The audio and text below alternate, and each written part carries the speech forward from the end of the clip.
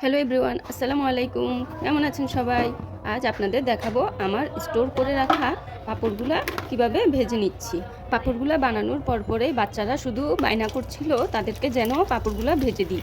তাই আজ অন্য কোনো নাস্তা না বানিয়ে বাচ্চাদেরকে এই মচমচে পাঁপড়গুলা ভেজে দিচ্ছি। পাঁপড়গুলা তেলে দেওয়ার সাথে সাথেই কি সুন্দরভাবে ছড়িয়ে যাচ্ছে আর মচমচে করে তৈরি হয়ে যাচ্ছে। বাচ্চারা সবসময় বাইরে থেকেই পাঁপড় কিনে খায়, কিন্তু আজ হঠাৎ করে আমি পাঁপড় বাসায় তৈরি করেছি এবং পাঁপড় বাসায় তৈরি করা যায় এটা বাচ্চারা দেখেই কিন্তু খুব অবাক হয়ে গিয়েছিল।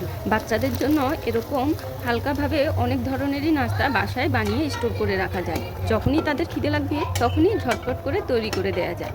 এই যে দেখুন কি সুন্দর মচমচে করে তৈরি হয়ে গেছে। প্রত্যেকটি পাঁপড় দেখতে এত লোভনীয় লাগছে, কি আর বলবো। বড় ছোট সবারই দেখতে খুবই ভালো লাগবে, খেতেও ভালো লাগবে। এই যে একটি পাঁপড় আমি ভেঙে দেখিয়ে দিচ্ছি। এটি এত সুন্দর মচমচে হয়েছে যে না খেয়ে আপনি থাকতেই পারবেন না।